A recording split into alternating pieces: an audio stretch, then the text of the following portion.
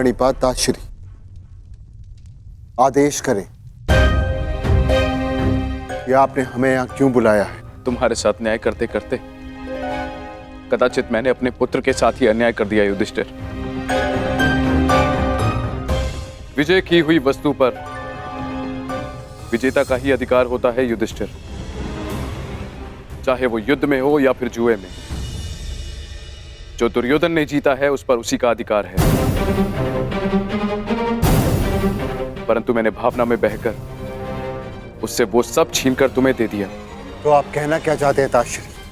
ये चाहते हैं कि हम इन्हें इंद्रप्रस्थ दे दें। और मैं चाहता हूं कि मैं यही सारे कौरवों को मृत्यु दे दूं। मौन रहो भीम, मैं यहां न्याय का सबको बराबर का अवसर देना चाहता हूं, ताकि कोई ये न कह डाले कि हस्तिनापुर में किसी के साथ अन्याय हुआ है। अब ये न्यायी सभा नहीं रही तातश्री, अन्यायी सभा हो चुकी है। ऐसा ना कहो अर्जुन, यदि ये अन्यायी सभा होती तो तुम सब दास होते ना। आप ये बताएं मामाश्री कि इसका हल क्या है? हल तो केवल एक ही है युधिष्ठिर, और एक दांव।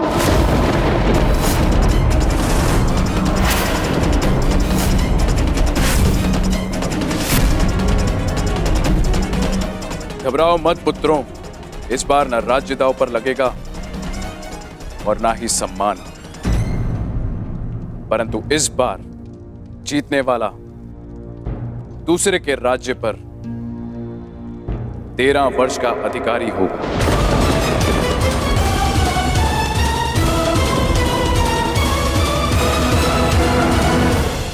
और हारने वाले को 12 वर्ष का वनवास और 1 वर्ष के अज्ञातवास पर जाना होगा। और हाँ, यदि इस अज्ञातवास में अज्ञातवासी पकड़ा गया या पहचान लिया गया तो फिर से 12 वर्ष का वनवास और 1 वर्ष का अज्ञातवास।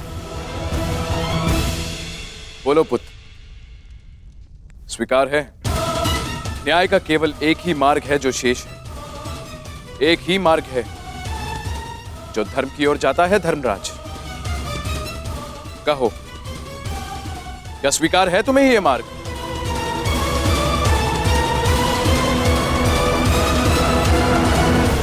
स्वीकार मत करना युधिष्ठिर, अस्वीकार कर दो ये दाव। अब धर्म के नाम पर एक और अधर्म मत कर बैठना।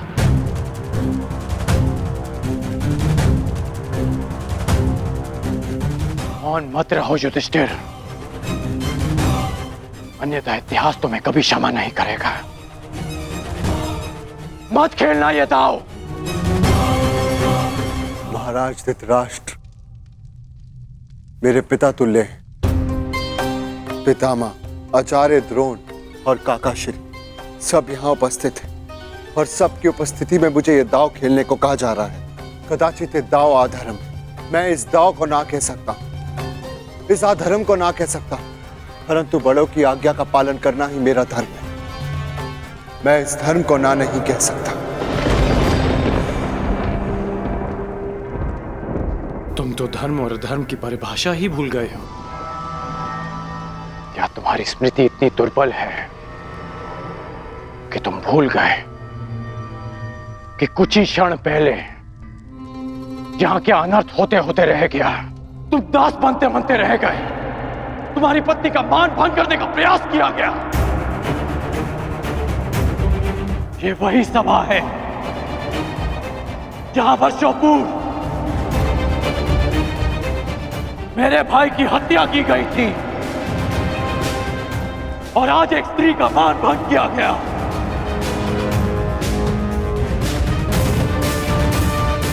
और तुम इस सभा में धर्म की बात कर रहे हो। मैंने पहली बार जीवन में किसी से हाथ जोड़कर प्रार्थना की थी। मैंने तुमसे प्रार्थना की थी युधिष्ठिर। स्मरण है या भूल गए? राजकुमार युधिष्ठिर, आपका अवश्य यही सुझाव होगा। मुझे कुछ भी कहने का अधिकार नहीं कर्ण महोदय। मैंने दोबारा तुमसे प्रार्थना की। मेरा निवेदन मानिए, इस निमंत्रण को स्वीकार मत कीजिए। क्योंकि मुझे संदेह है ये निमंत्रण आपके सम्मान के लिए नहीं, उस अपमान के प्रतिकार के लिए भेज रहे हैं। परंतु तुमने मेरी प्रार्थना नहीं सुनी, उसे अस्वीकार कर दिया।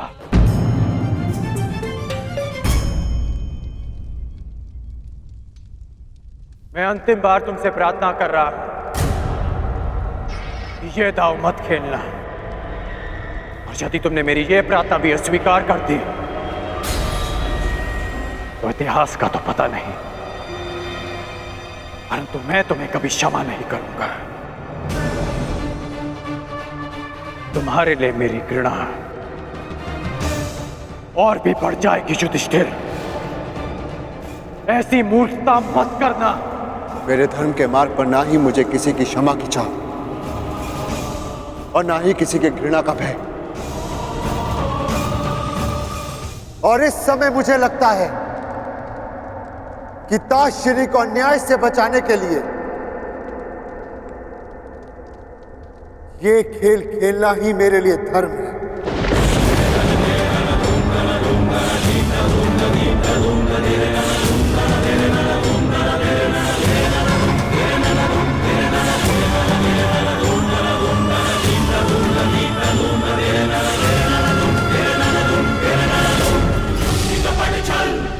तो क्या मैं ये समझ लूं कि सम्राट एक और दांव खेलने के लिए प्रस्तुत हैं? अस्वीकार कर दो पुत्र। पासों को छूना भी मत पुत्र। नहीं, नहीं पुत्र।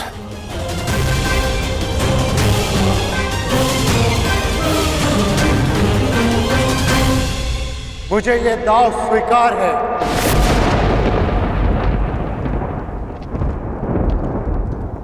प्रत्येक पापी को दंड भुगतना होगा।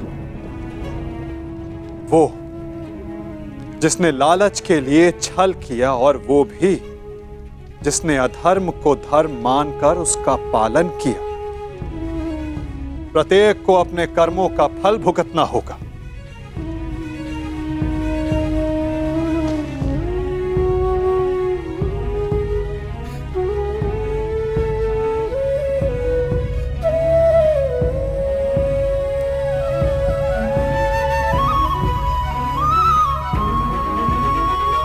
परंतु ऐसे नहीं, पलकों पर अश्रु लेकर नहीं।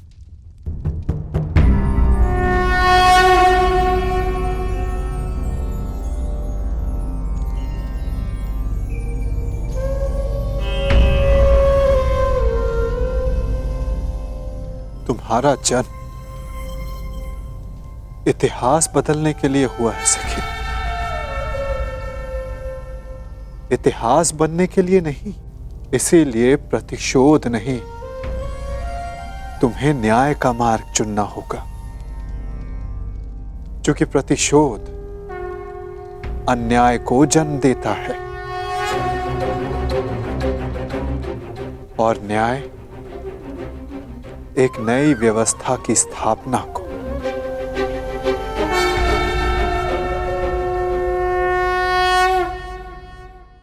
लीजिए सम्राट, आपके लिए खेल प्रस्तुत हैं।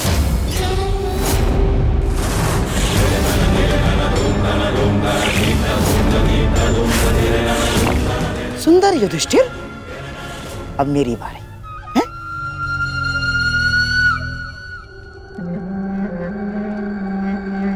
पांडवों के वनवास जाने पर उत्सव मनाने की तैयारी शुरू कर दो।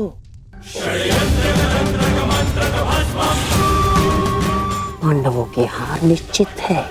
परंतु ये केवल मेरी नहीं, स्त्री के सम्मान की हार है सखा। मुझे प्रतिकार चाहिए, नाश चाहिए कौरवों का केशव। केवल दुर्योधन का, केवल कौरवों का, बस यही उद्देश्य है जीवन का। यदि ऐसा है तो चलो अभी चलते। तुम्हारे अश्रों की सौगंध वासुदेव अभी जाकर समस्त कुरुकुल का नाश कर देगा। परंतु एक बार सोचो, उसके पश्चात क्या होगा? संसार का मार्ग बदलने वाली पांचाली के इस प्रयास को लोग क्या कहेंगे? प्रतिशोध या न्याय की स्थापना?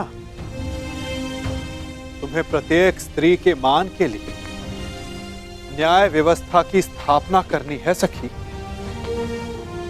केवल दुर्योधन को नहीं, उस सोच को दंड देना है जो स्त्री के मान को पुरुष के दम के पांव के नीचे ले आती है।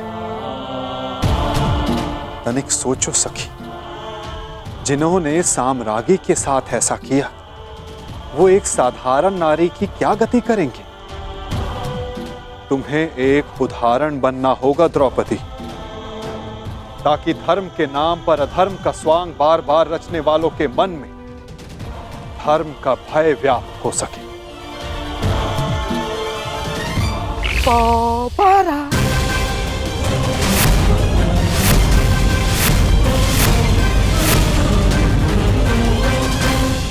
बधाई हो मेरे होने वाले सम्राट। दोबारा आ गए। पांडव दोबारा आ गए। सम्राट युधिष्ठिर, पांचाली को दासी बनने से तो तुमने बचा लिया, परंतु स्वयं को वनवासी होने से नहीं बचा पाए। वन में जाने को प्रस्तुत हो जाओ महान पांडु पुत्रों।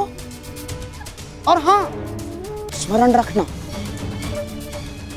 इस पूरे अवधि में ना ही तुम किसी से संधि करोगे और ना ही किसी मित्र राज्य में रहोगे।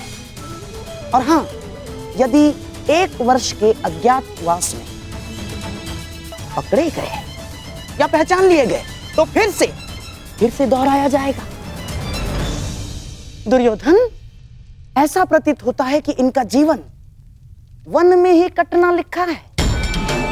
अब तुम ही बताओ, जन्म वन में लिया, विवाह वन में किया, और अब काल का सामना भी कदाचित वन में ही करोगे।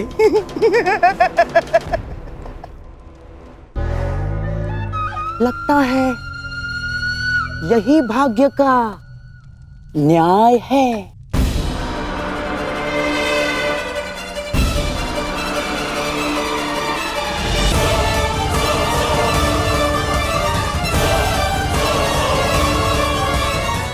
काल का सामना आप करेंगे मामाश्री, क्योंकि इस अन्याय का प्रतिशोध हम लेंगे, न्याय लेंगे हम।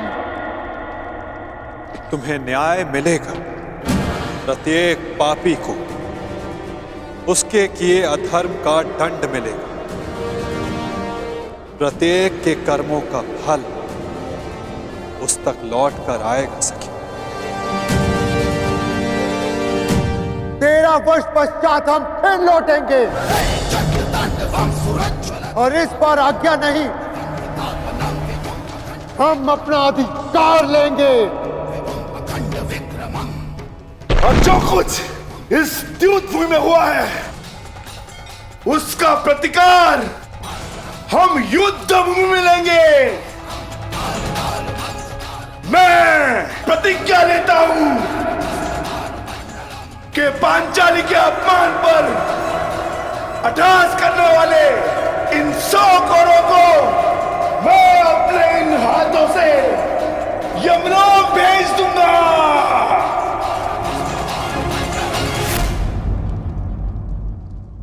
ये मत समझना कि वन में हम विश्राम करेंगे दुर्योधन।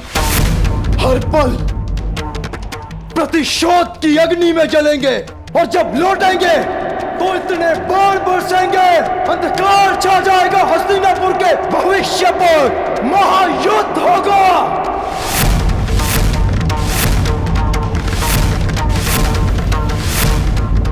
बात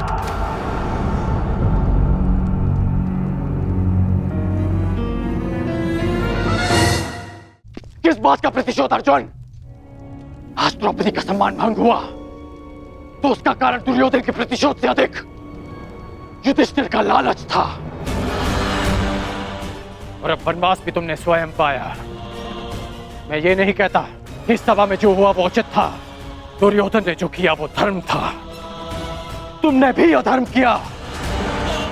तुम्हारे साथ जो हुआ उसका कारण तुम्हारा मिथ्या धर्म है, तुम्हारा लालच है। तुम्हें लगा कि एक बार और युद्ध खेलकर कौरवों को सदा के लिए वन में भेज दोगे। तुम्हें लगा कि यही अवसर है, खेल लो। परंतु अवसरवादी वीर नहीं होते। वीर वो होते हैं जो हर क्षण को अवसर बना दे। यदि आज तुम ये दूसरा दांव ना खेलकर युद्ध करते तो सौगंध अपने गुरु परशुराम की कि अपने आत्मग्लानि के निराकरण के लिए मैं स्वयं अपना कवच निकालकर तुम्हारे चरणों में रख देता और तुमसे कहता कि मेरा सर धड़ से अलग कर दो। परंतु तुम सब कायर हो। तुमने युद्ध चुना, युद्ध नहीं। द्रौपदी का मान भंग करने के उत्तरदायी तुम पांचों भाई हो। जब देखो नियम और धर्म का बखान करने वाले। जानते भी हो कि नियम और धर्म क्या है? नियम और धर्म वो होते हैं जो समाज और मनुष्य के कल्याण के लिए होते हैं,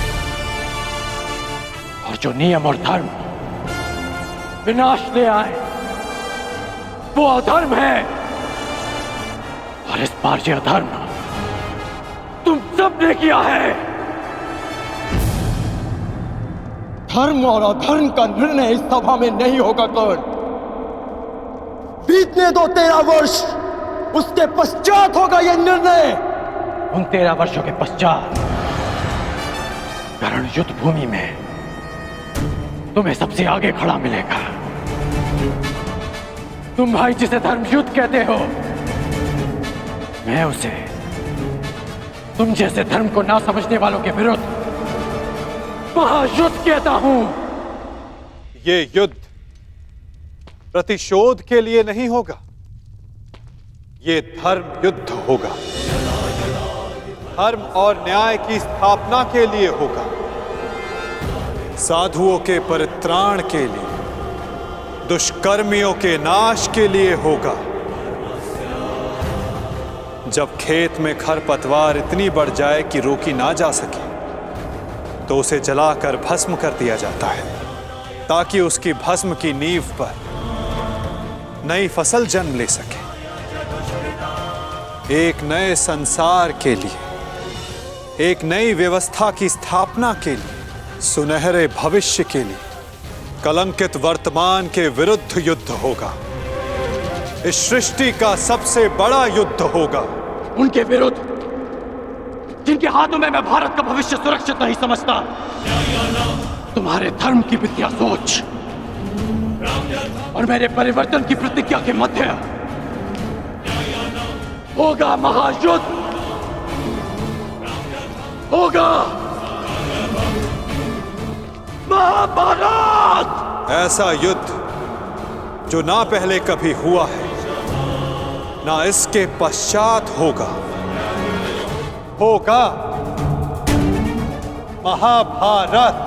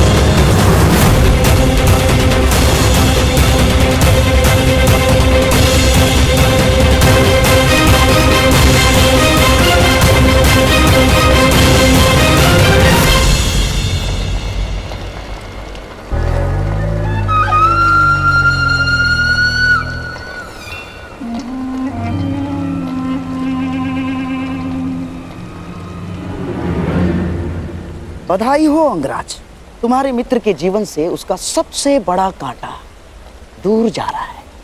और यदि मेरी दृष्टि से देखें तो एक महायुद्ध हस्तिनापुर के समीप आ रहा है। ना,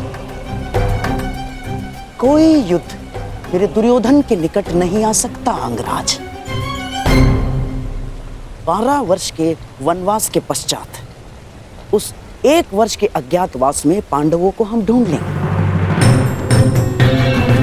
और फिर से उन्हें 12 वर्ष के वनवास पर जाना होगा और ये चक्र सदैव चलता रहेगा अंगराज। और पांडवों का वनवास उनकी मृत्यु से पूर्व समाप्त नहीं होगा।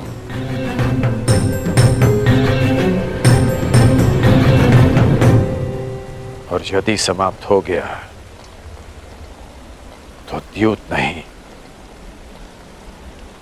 युद्ध होगा जहां आपके पासे भी काम नहीं आएंगे गांधार राज। पासे काम आए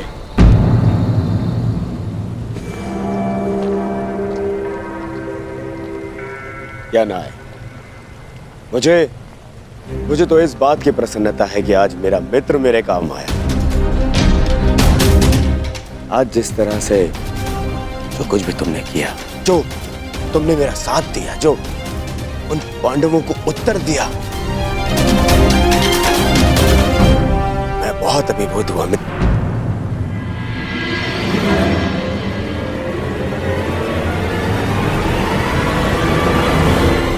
आज का दिन बहुत लंबा था युवराज, विश्राम करने के लिए आज्ञा दीजिए।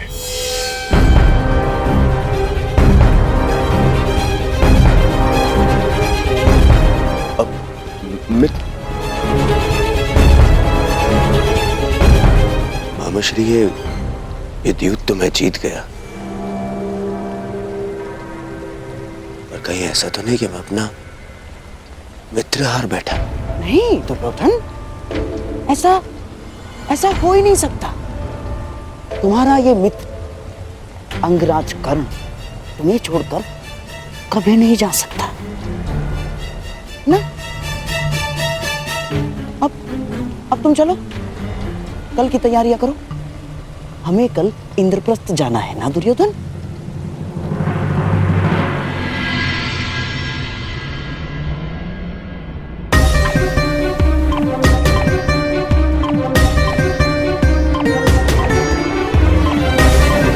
ये भूमि पर जलने के चिन्ह कैसे हैं? ये पांचाली के चरणों के चिन्ह हैं। उसके मन की अग्नि उसके तन को जला रही है।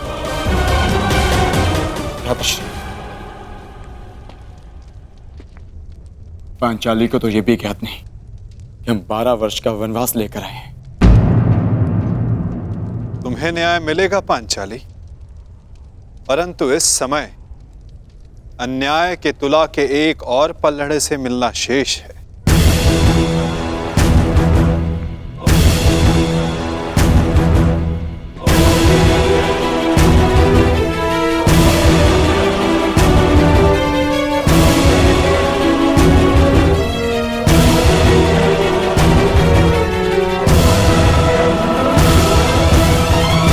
आओ महान वीरों, प्रणिपात स्वीकार करो। फहरा आए अपने धर्म की ध्वजा धर्मराज, दिखा दिया अपने गदा का बल विकोदर, अपने बाणों की पैनेपन की सीमा देख आए अर्जुन।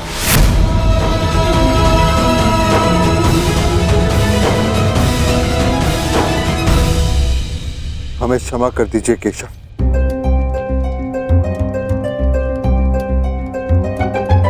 हमने जो कुछ किया धर्म से विवश होकर किया।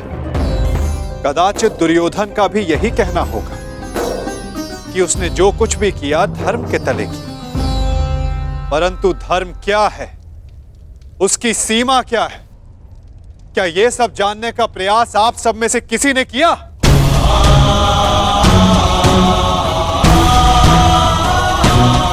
धर्म वो रथ है जिस पर चढ़कर संसार में व्यवस्था का राज्य किया जाता है। धर्म वो बाण नहीं जिसे हाथ में लेकर अधर्म को तांडव करने दिया जाए।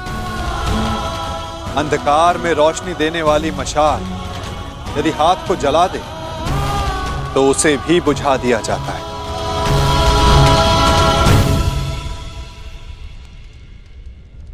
धर्म जब सीमा पार करके अधर्म का कारण बन जाए तो क्या उसे छोड़ देना उचित नहीं धर्मराज? युद्ध के लिए बुलाए जाने पर ना जाना क्षत्रियों का धर्म नहीं। अच्छा है, परंतु क्या अपनी प्रजा के अस्तित्व को उनसे बिना पूछे दांव पर लगा देना क्या धर्म है? एक अग्रज का धर्म होता है कि वो अपने अनुजों का मार्गदर्शन करे। उन्हें दासत्व के मार्ग पर भेज देना क्या धर्म है? जिस पत्नी की रक्षा करना पुरुष का सबसे बड़ा कर्तव्य होता है, उसे चौसर की बिसात पर बिछा देना क्या धर्म है धर्मराज?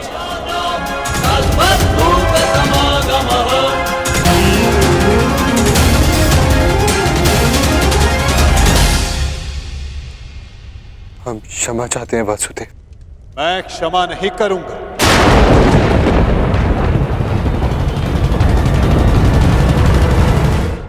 मैं क्षमा नहीं करूंगा क्योंकि क्षमा करने का अधिकार मेरा नहीं, पांचाली का है। पूछो उससे, क्या उसका टूटा हुआ विश्वास तुम सबको क्षमा करेगा?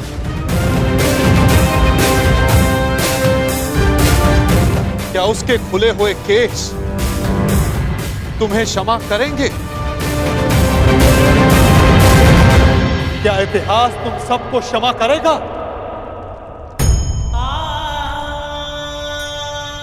क्षमा तो हम स्वयं को भी नहीं कर सकते केशव। बस एक अवसर चाहिए। अब आप क्रोध में आकर हमारा साथ मत छोड़ जाइएगा। स्मरण रखना धर्मराज, मैं किसी के साथ नहीं, मैं इस समय केवल विरुद्ध हूं। हर उसके विरुद्ध जिसने पाप किया या मौन रहकर पाप सहा। यदि मैं किसी के साथ हूं तो केवल स्त्री के मान के साथ हूं। मैं केवल द्रौपदी के साथ हूं। आप बिल्कुल ठीक कह रहे हैं केशव। हमने जो अपराध किया है वो क्षमा करने योग्य नहीं है।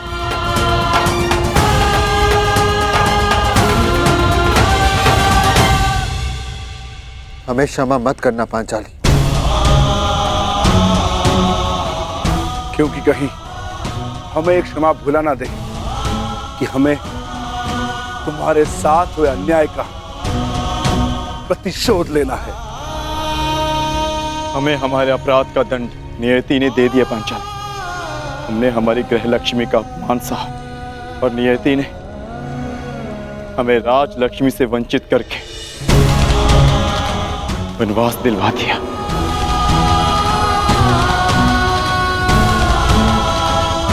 बारह वर्ष का वनवास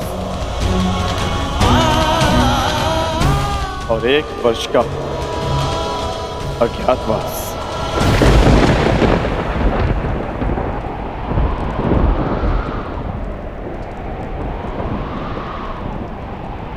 कोई अंतर नहीं पड़ता मुझे, कोई अंतर नहीं।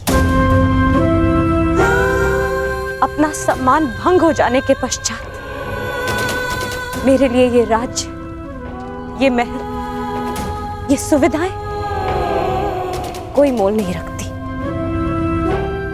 अच्छा ही है, कम से कम ये वनवास और अज्ञातवास आप सभी को अपना लक्ष्य स्मरण करवाता रहेगा।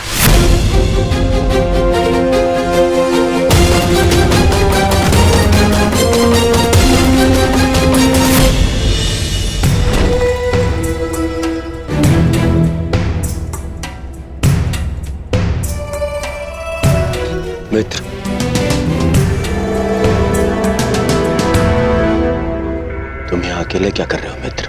इस सुरक्षा चौकी की जांच कर रहा हूं युवराज। वर्षों से हस्तिनापुर पर आक्रमण करने का किसी ने साहस नहीं किया, परंतु अब आभास हो रहा है कि आक्रमण शीघ्र ही होने वाला है। तुम व्यर्थ ही चिंता कर रहे हो मित्र। 13 वर्ष बहुत लंबा समय होता है, और उन पांडवों का तो वनवास कभी समाप्त नहीं होगा। परंतु फिर भी तुम्हें यह करना ही था तो किसी सेवक को बुला लेते, उससे करवा लेते। एक सेवक ही यह कार्य कर रहा है युवराज।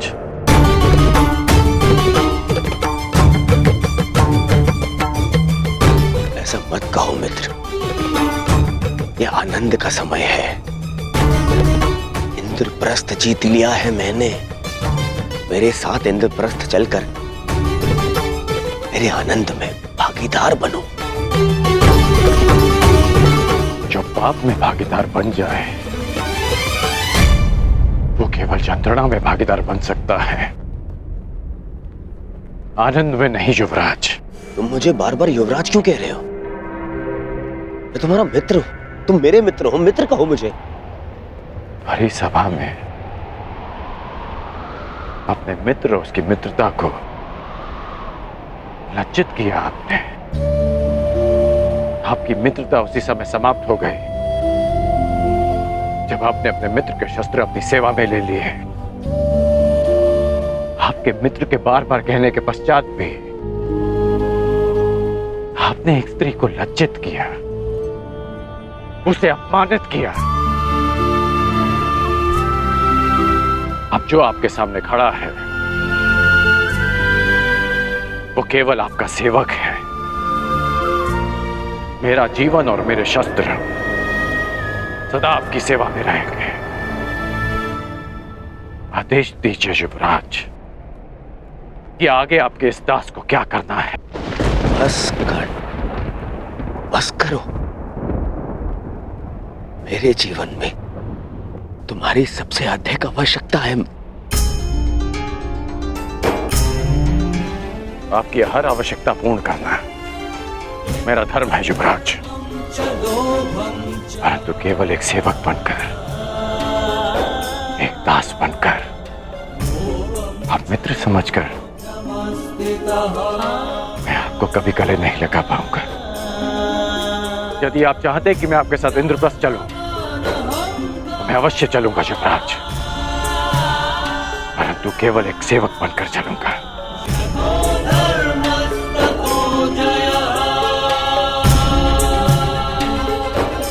अपने दास को आज्ञा दीजिए युवराज।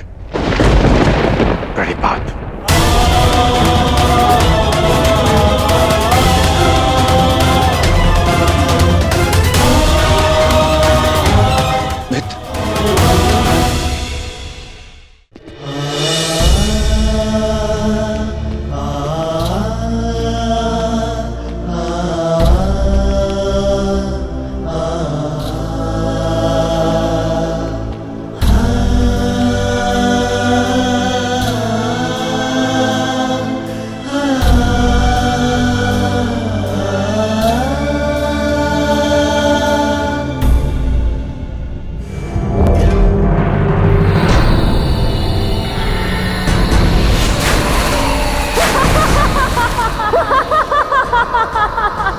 अंधे का पुत्र अंधा। दुशासन, ये वही स्थल है हाँ मैं गिरा था। यही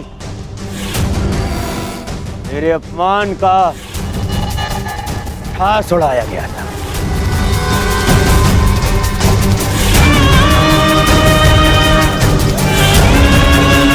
इस स्थान को तोड़वाकर इसे समतल बना दो।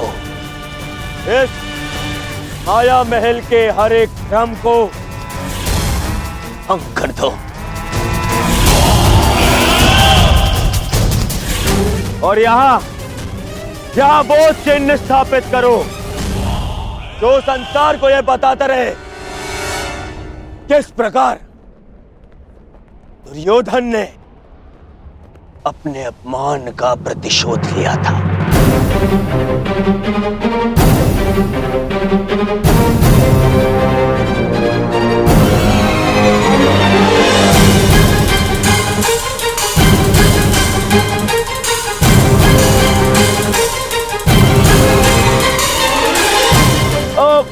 भ्राता युधिष्ठिर,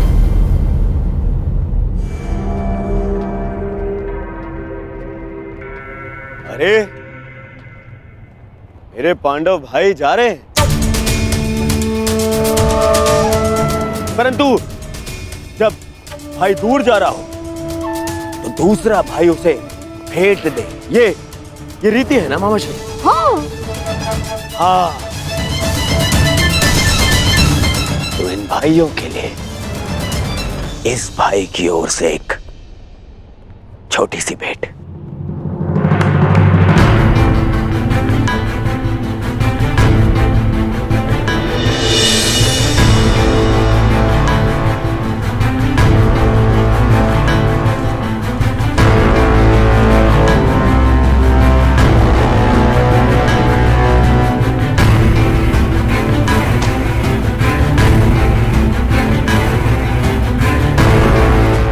भेंट अनावृत करने की अनुमति चाहूंगा।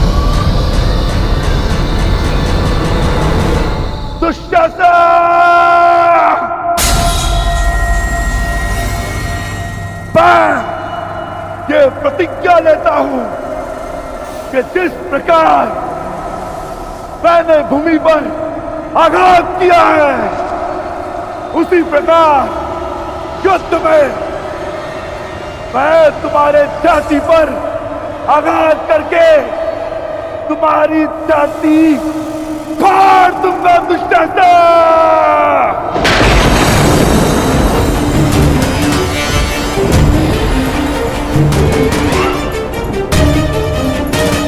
तुम्हारे छाती के लहू से याज्ञसेनी के केश धोऊंगा।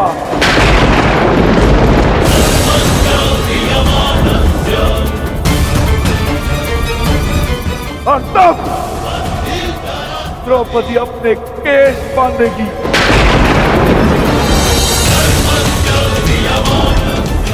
तुम्हारे छाती का लहू पीकर मैं अपनी प्रतिज्ञा पूरी करूंगा।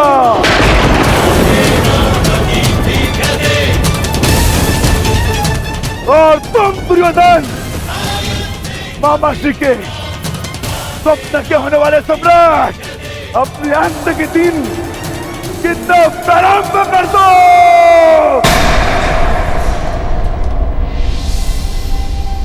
दुर्योधन, मुझे तो भय लग रहा है भीम का।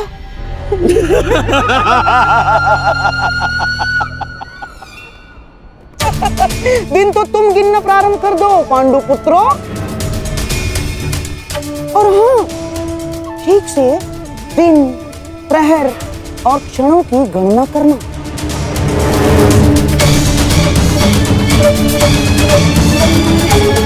कहीं चूक गए तो फिर से वनवास। जाओ जाओ जाओ जाओ। अवश्य गिनेंगे मामा श्री। मैं पांडुपुत्र सहदेव ये प्रतिज्ञा लेता हूं कि ये वनवास समाप्त होने के पश्चात मैं आपका वध करूंगा।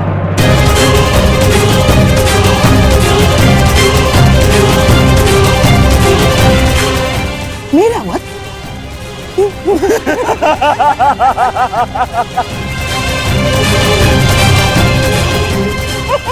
जाओ।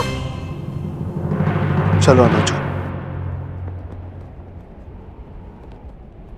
हमें यहां से प्रस्थान करना है।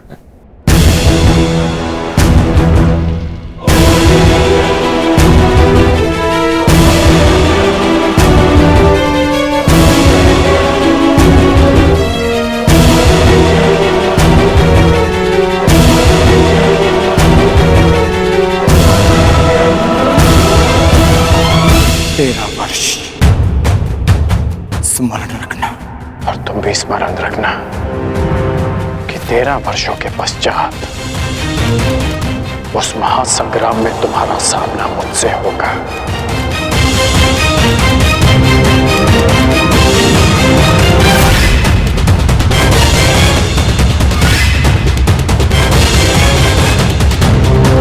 आओ मेरे सम्राट, पांडवों के इंद्रप्रस्थ को अब दुर्योधन की विजय का प्रतीक बनाते हैं।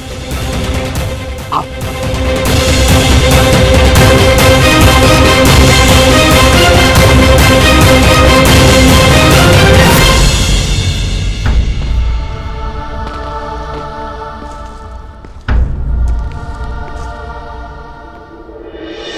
नारायणं नमस्कृत्य नरं चैव नरोत्तमम् देवीं सरस्वतीं व्यासं ततो जयमुदीरयेत्। नारायणं नमस्कृत्य नरं चैव नरोत्तमम् देवीं सरस्वतीं व्यासं ततो जयमुदीरयेत्।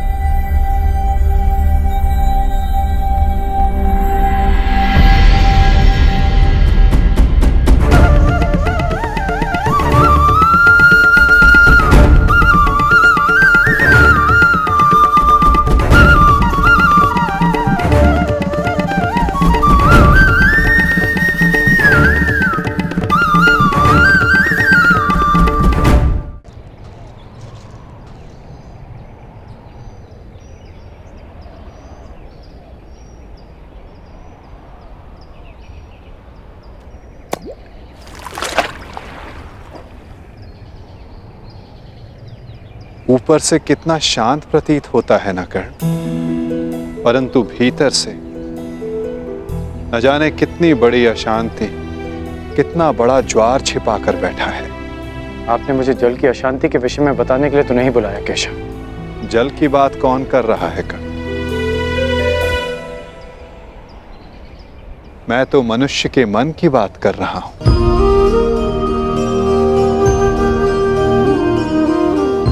मैंने तुम्हें यह कहने के लिए बुलाया है कर्ण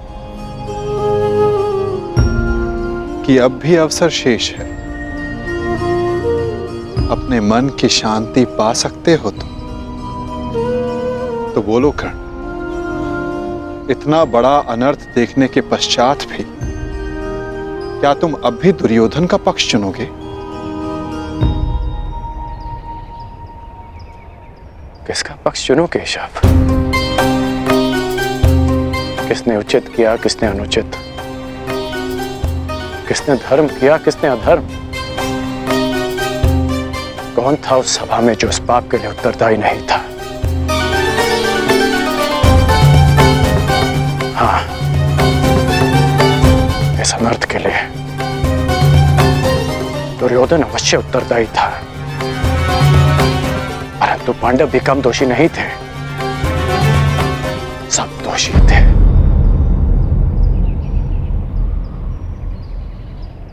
मैं भी दोषी हूं केशव। तुम अब भी प्रायश्चित कर सकते हो कर्ण। कर सकता हूं केशव, परंतु अब प्रायश्चित का नहीं, दंड पाने का समय है। अपने कर्मों का फल पाने का समय है। अनिच्छा से ही सही, परंतु द्रौपदी का अपमान होते हुए मैंने भी देखा। विवश होकर मैंने पांचाली को वेश्या कहा। एक स्त्री के लिए मेरे मुख से ऐसे शब्द निकले केशव।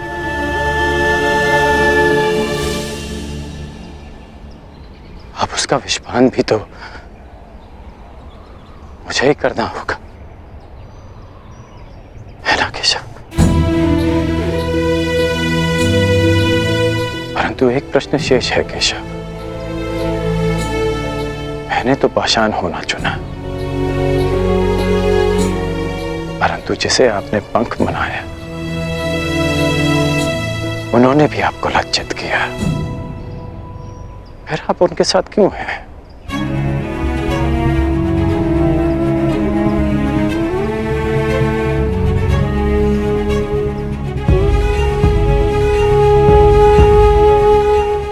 यही प्रश्न उस पंख ने भी मुझसे किया था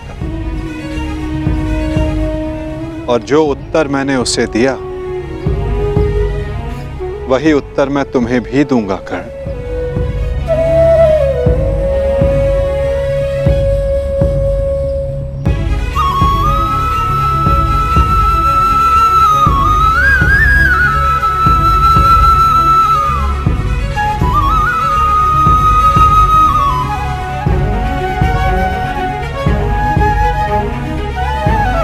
मैं किसी के साथ नहीं हूं कर्ण,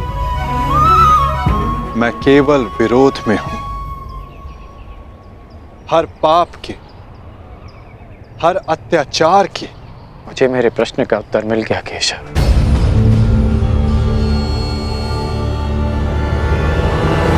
परंतु हमारे मार्ग अलग है।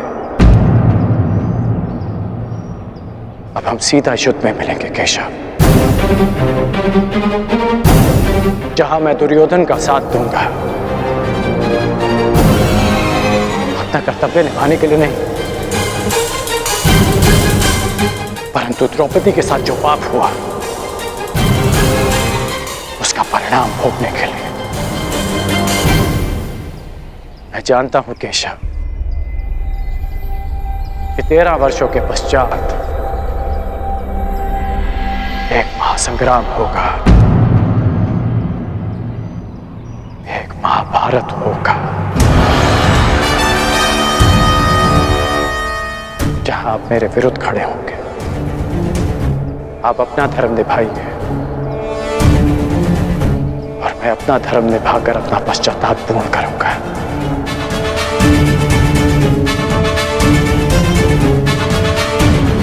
प्रणिपात केशव। न्यायानाम् अधिकाराणाम् प्राप्त्यर्थम् साम्राज्यार्थम् न्यायानाम् अधिकाराणाम् प्राप्त्यर्थम् साम्राज्यार्थम्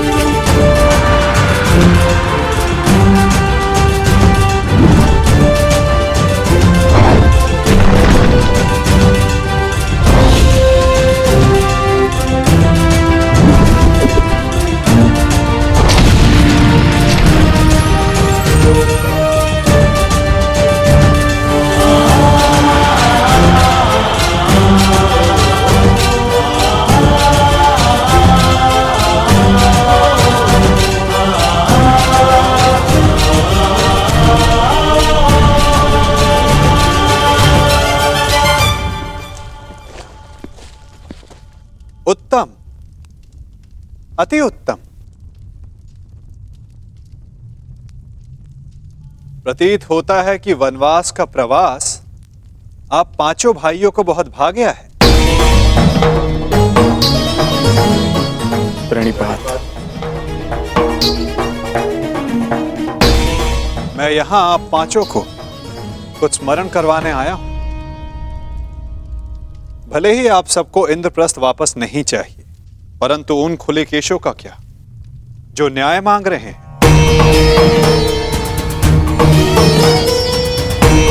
इस भांति वनवास के प्रवास का आनंद उठाकर आप इन खुले केशों को न्याय दिलवाएंगे।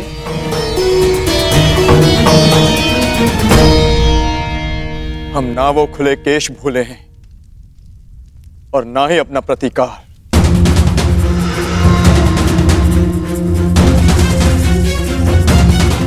हम युद्ध की तैयारी कर रहे हैं माधव। जो युद्ध होगा वो ऐसा युद्ध होगा जो ना आज तक कभी हुआ है और ना कभी होगा।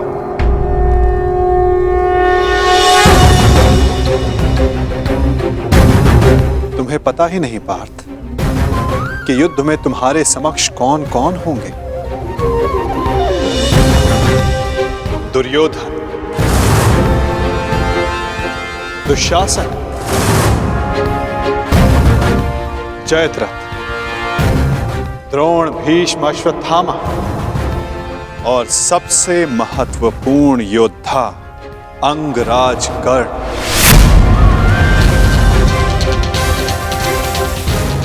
ये एक भीषण युद्ध होगा और इस युद्ध की तैयारी भी भीषण करनी होगी पार्थ।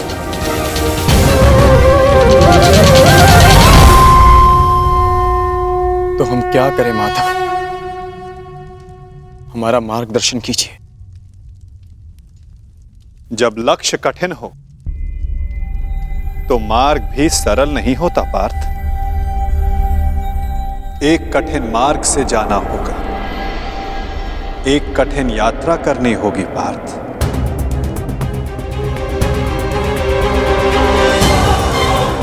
अपने शस्त्रों की तीक्ष्णता और अस्त्रों की शक्ति बढ़ाने का समय आ गया है।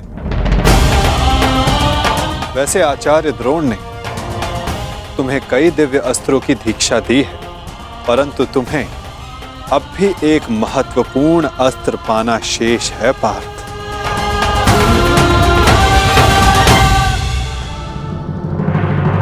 पशुपतास्त्र। परंतु फिर से स्मरण करवाता हूं, मार्ग बहुत कठिन होगा और बाधाएं बहुत भयंकर। परंतु आपने ही कहा था ना माधव, यदि लक्ष्य कठिन हो तो मार्ग सरल नहीं होता। आज्ञा दीजिए माधव। यशस्वी भव।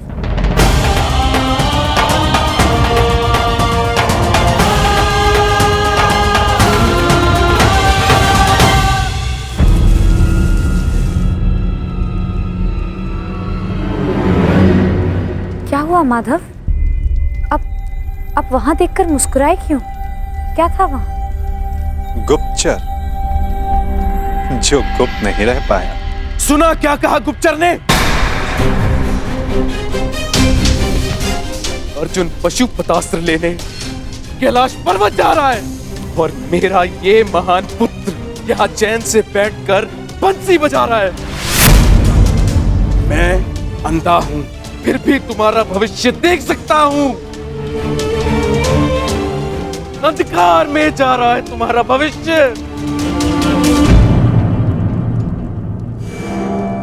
महाराज, आप व्यर्थ ही चिंता करते हैं। अर्जुन का कैलाश पर्वत पहुंचना सरल नहीं होगा। अस्त्र पाना तो बहुत दूर की बात है। अच्छा, तुम भूल रहे हो गांधार राज, अर्जुन बली है, हठी है, पराक्रमी है। यदि उसने वो अस्त्र पा लिया तो तुमने उसे रोकने की क्या व्यवस्था की है?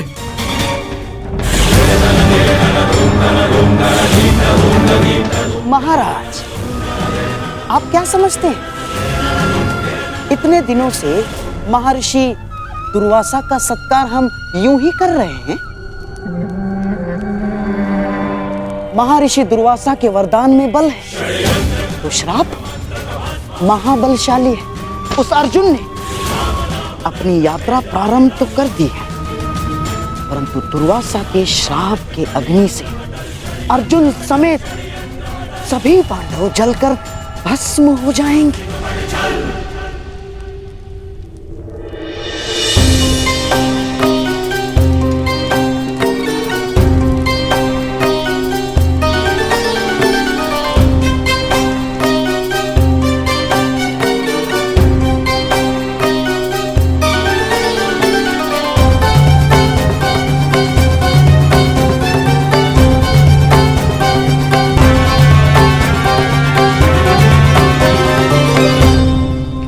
महर्षि, आशा करता हूं कि हस्तिनापुर के आतिथ्य से आप प्रसन्न हैं।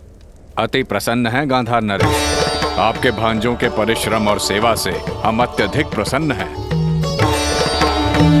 वरदान मांगो।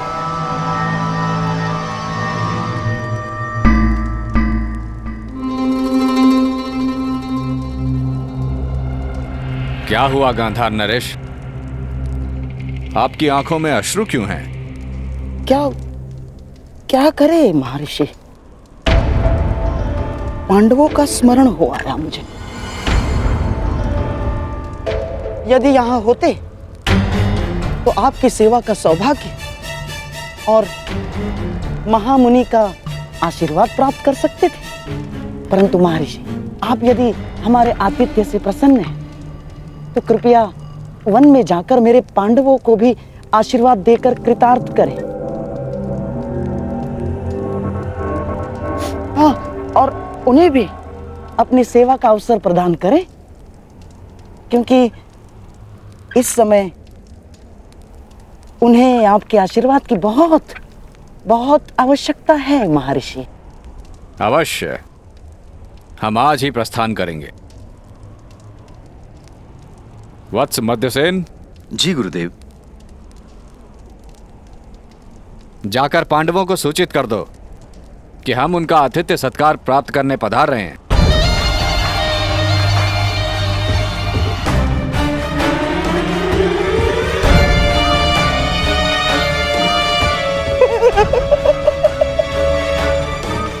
भूखे ब्राह्मण के श्राप से अधिक विध्वंस कुछ नहीं होगा दुर्योधन। और विशेषकर तब जब ब्राह्मण दुर्वासा जैसा हो, जिनका क्रोश और श्राप दोनों उनके वश में नहीं होते।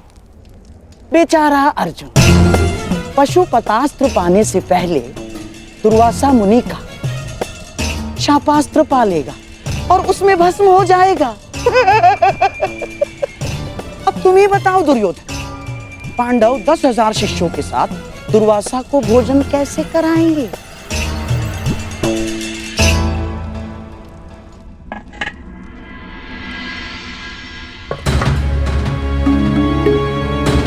घर में अन्न का एक भी दाना शेष नहीं है।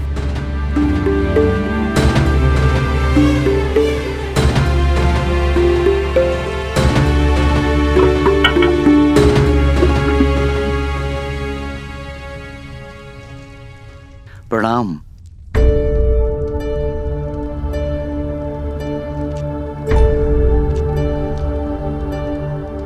प्रणिपात ब्राह्मण पुत्र, क्या आप वन में मार्ग भटक गए हैं? नहीं, मैं केवल ऋषि दुर्वासा का संदेश लेकर आया हूं। महर्षि दुर्वासा पधार रहे हैं।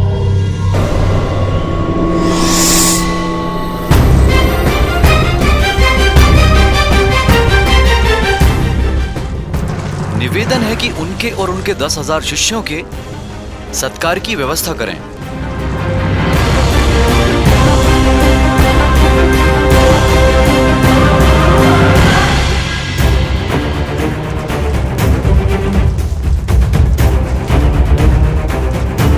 दुर्योधन,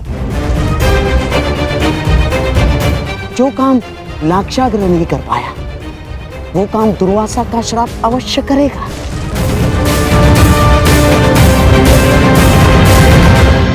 हे ईश्वर, घर में अन्न ही नहीं है, मैं कैसे उनका सत्कार कर पाऊंगी?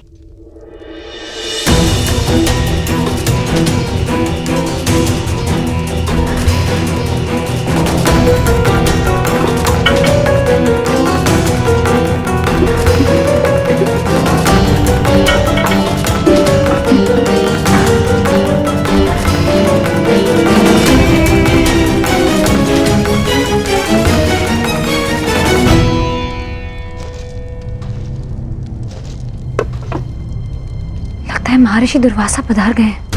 हे गोविंद, अब बस आप ही का सहारा है। रक्षा कीजिए गोविंद, सहायता कीजिए।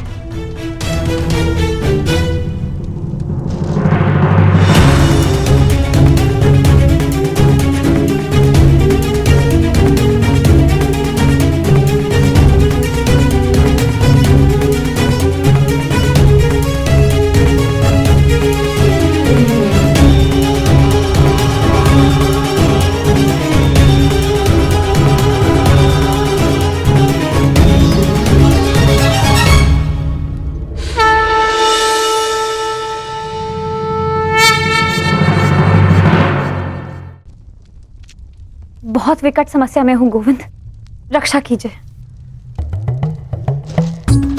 सखी, भूखे पेट मुझे कुछ नहीं सूझता। पहले मेरी शुद्धा पूर्ति की व्यवस्था करो, उसके पश्चात ही मैं तुम्हारी समस्या का समाधान कर पाऊंगा। परंतु सखा। सखी, मुझे भूख लगी है। अब जो कुछ भी घर में है ले आओ, उसके पश्चात बैठकर बात करेंगे। जाओ जाओ।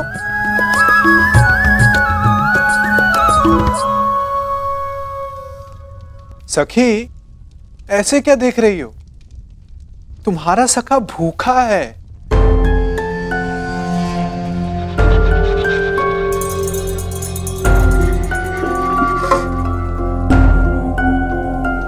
आपने तो समस्या और बढ़ा दी है सखा। घर में अन्न का एक भी दाना नहीं है। असत, तुम कब से इतनी कृपण हो गई सखी? अपने सखा से भोजन छिपा रही हो? हटो, मैं खुद ही देख लेता हूं।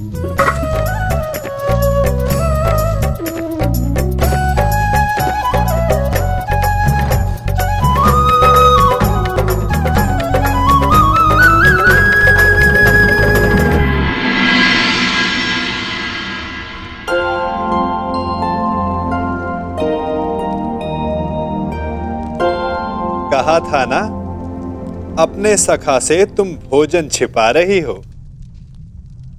नारायणं नमस्कृत्य नरं चैव नरोत्तमं देवीं सरस्वतीं व्यासं ततो जयमुदीरयेत्।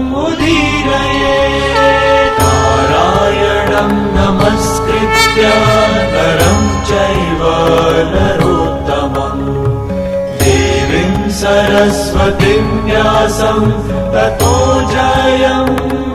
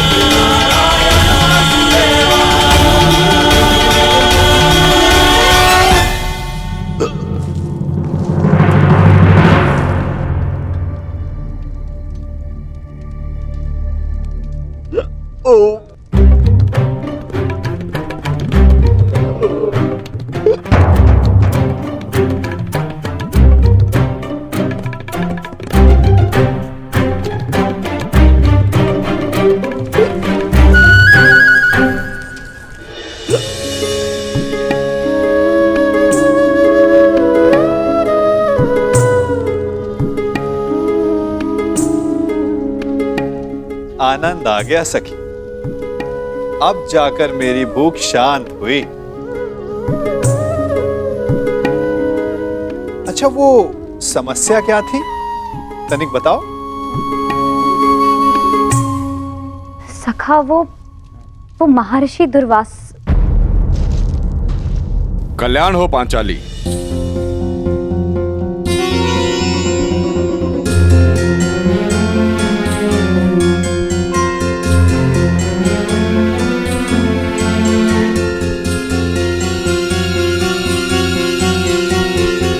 प्रणिपात महर्षि।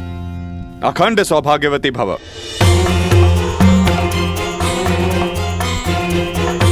वो महर्षि दुर्वासा, आपसे निवेदन है कि थोड़ा जल मिलेगा? जी जी जी।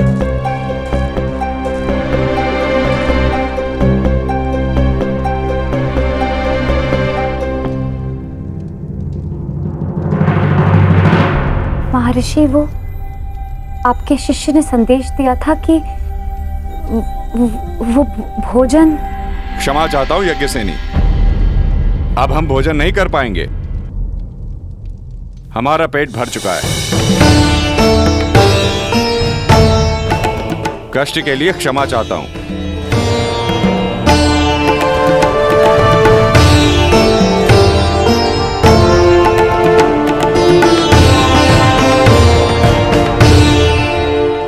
प्रणिपात ऋषिवर।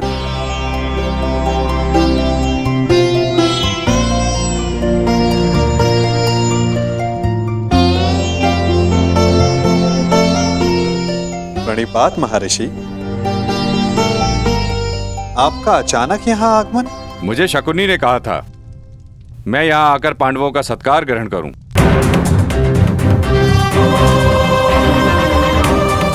किसी भी साधु को किसी का भोजन और निमंत्रण बिना सोचे समझे स्वीकार नहीं करना चाहिए महर्षि। यदि आपने जान लिया होता तो कदाचित आप हस्तिनापुर का आतिथ्य ग्रहण नहीं करते।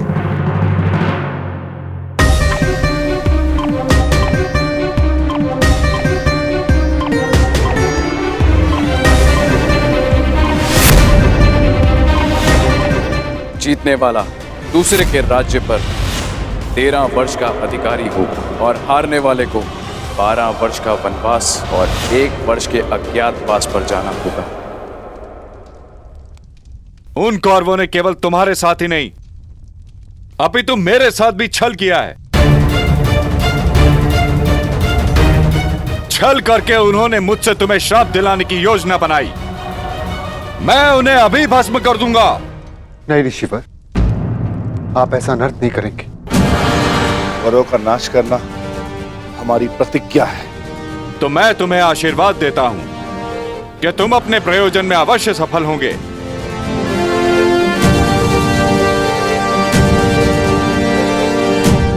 और यदि उन मूर्ख कौरवों ने तुमसे युद्ध किया तो उनका समूल विनाश हो जाएगा।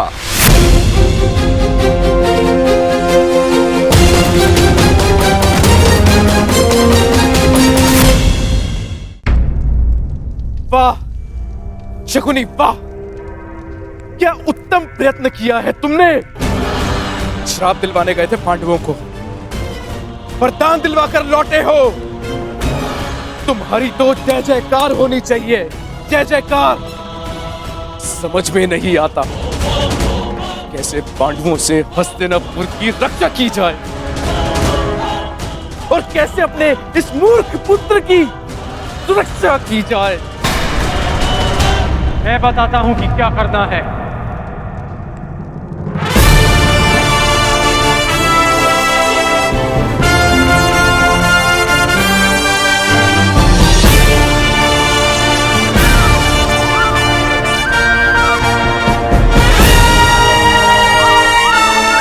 वही करना है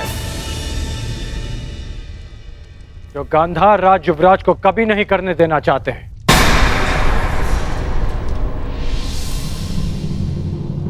पराक्रम।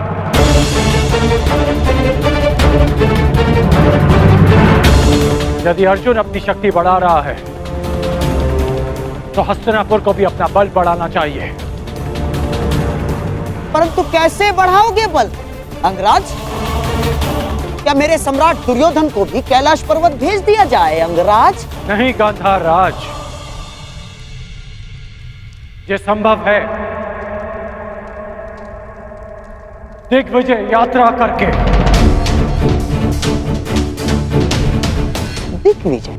हमें भारत के सारे राज्यों को हस्तिनापुर के छत्र के नीचे लाना होगा, क्योंकि युद्ध तो होना ही है और युद्ध में सैन्य शक्ति का महत्व किससे छिपा है। हमें दिग्विजय करके हस्तिनापुर का बल बढ़ाना होगा। परंतु दिग्विजय करेगा कौन? हस्तिनापुर का सेवक करेगा।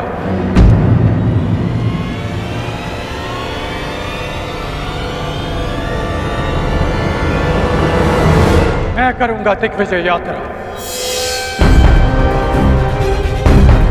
यदि अर्जुन तपस्या से शक्ति प्राप्त करेगा तो मैं अपने पराक्रम से हस्तिनापुर का बल बढ़ाऊंगा।